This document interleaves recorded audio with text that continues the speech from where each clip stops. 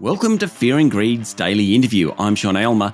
Many businesses in Australia now take environmental factors seriously in deciding how they operate, but some go significantly further, building their whole company around making an impact.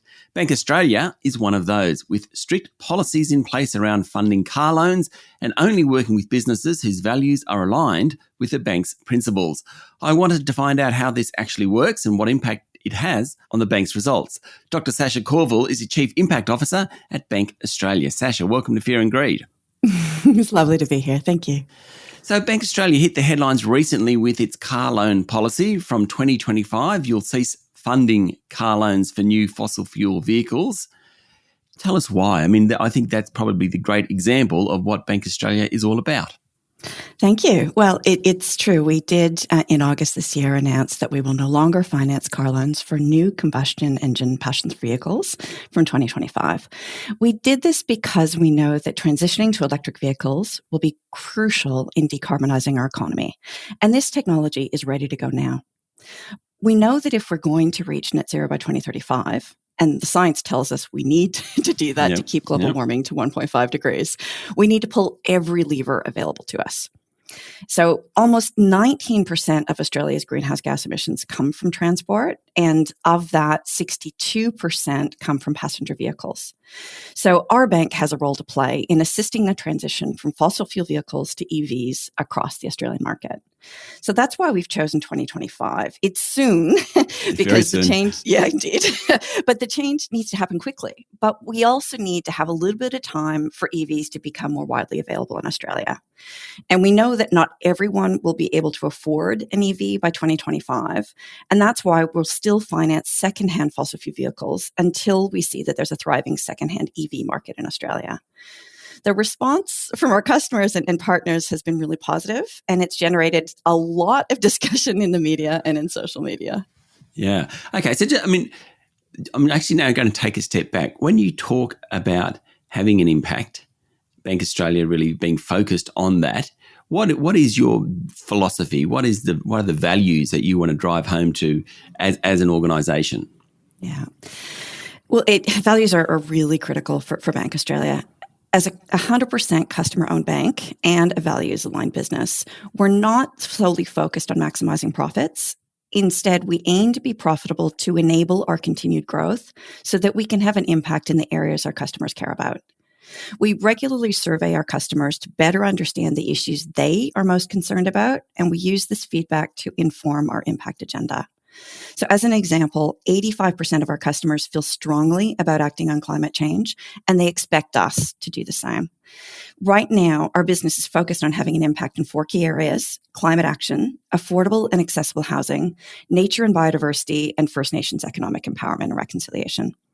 We also offer our customers competitive products that incentivize making sustainable choices, such as our clean energy home loans and low emissions vehicle loans.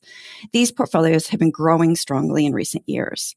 And we share a belief with our customers that our money can be used as a force for good, creating a world where people and planet thrive. And all our business decisions are informed by our responsible banking policy. And this sets out what we do and don't do in terms of investing our customers' money.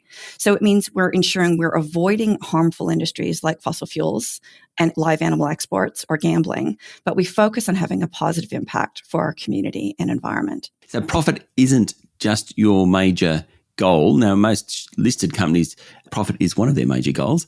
Who owns Bank Australia? Our customers own Bank Australia. So when you become a customer, you are eligible to participate in the decision-making of the organization, and every customer has one share. Okay, so it's kind of a co-op almost. Yeah, its legal structure is it's a mutual organization. Right, okay. Yeah. Okay, I get that. So obviously you're going to attract customers who truly believe in what you're doing. What about the cost of using Bank Australia? So if I want a car loan because I'm buying a second-hand fossil fuel vehicle or internal combustion vehicle, or I'm buying the cheapest Tesla on the market for me, sort of how competitive are you? Well, we are very competitive in our pricing, and that's partly because as a 100% customer-owned bank and a values-based business, we're not driven to pursue profits at any cost. And that means that we can offer competitive products and prices and services because we're not accountable to external shareholders. Our customers are our shareholders, and we invest profits back into competitive products and services for our customers, as well as into having an impact in the areas our customers care about.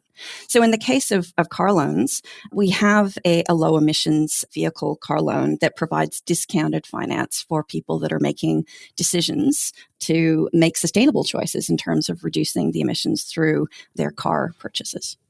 Okay. So what other businesses do you run? Because I think you have an impact fund, don't you, which presumably comes out of the profit of the bank to make a difference? That's right. So we do make profits. Yep. We certainly do. And we invest up to 4% of our after-tax profits in our impact fund. And that impact fund provides grants to worthy causes in our 4 impact areas. We also provide customer community grants that are up to $20,000 per grant.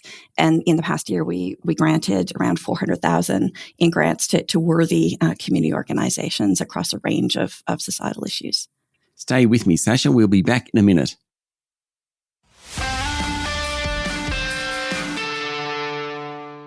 My guest this morning is Dr. Sasha Courville, Chief Impact Officer at Bank Australia.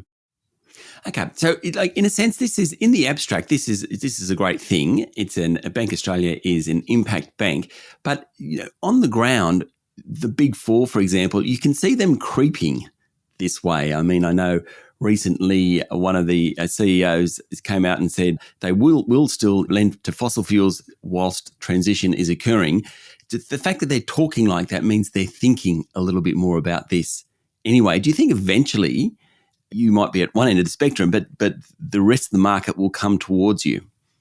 We really hope that the rest of the market comes towards us. Our objective is to be a really good bank for our customers, but also to be a force for good. And part of that is being able to take the first steps and be able to de-risk actions that other banks will follow eventually. So, for example, we've been providing finance for the community housing sector for 16, 17 years.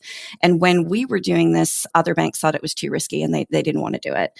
But now pretty much everybody is involved in providing finance to the community housing sector, which is fantastic. And that is great because that shows real impact.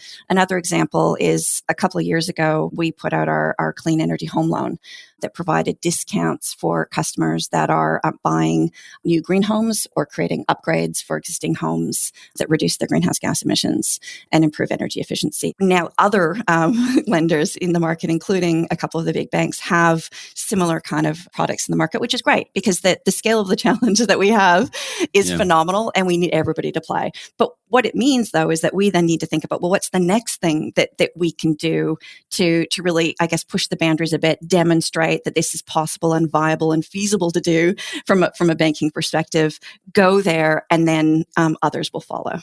Yeah, I mean, in the recent budget, obviously all the spending on social housing, or the focus on social housing, we still need to see the details on it. That's kind of right up your path too.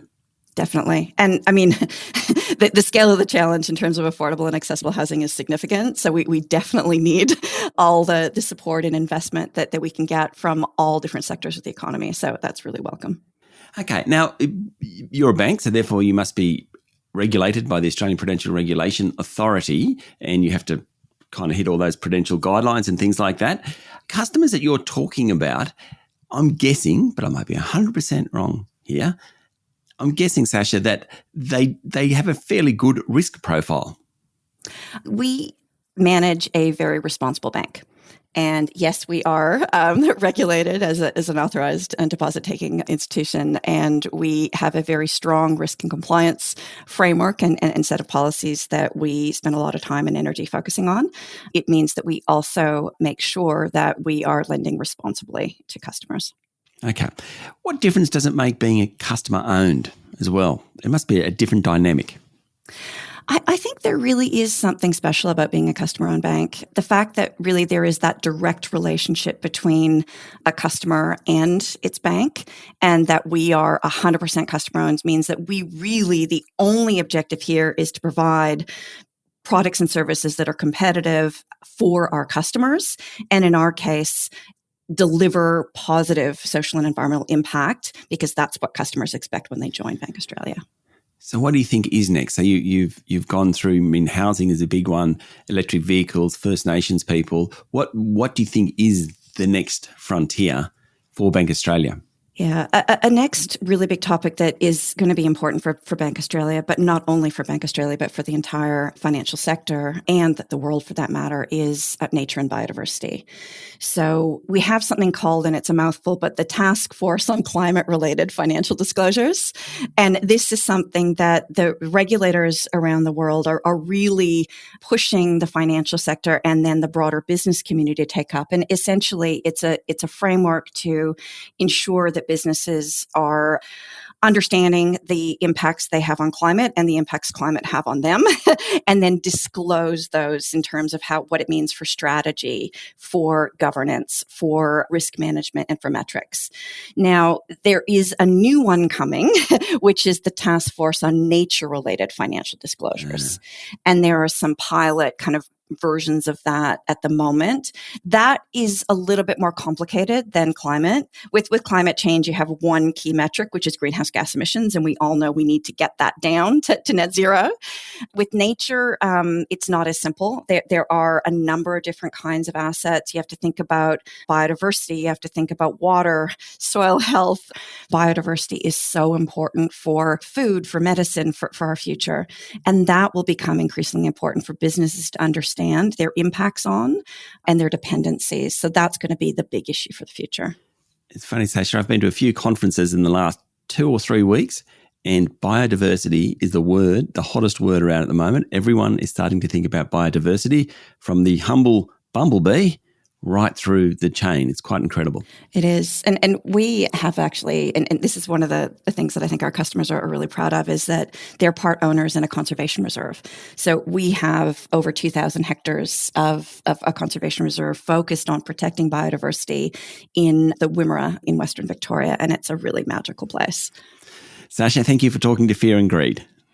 No worries. It's a pleasure to be here. Thank you.